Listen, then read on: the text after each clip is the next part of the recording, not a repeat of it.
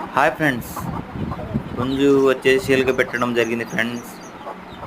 5 month పట్టా పిల్ల friends. Bhimavaram మెట్టవాటానికి చెందిన పట్టా పిల్ల. ఎవరికన్నా కావాలంటే కామెంట్ చేయగలరు, నెంబర్ సెండ్ చేస్తా ఫ్రెండ్స్.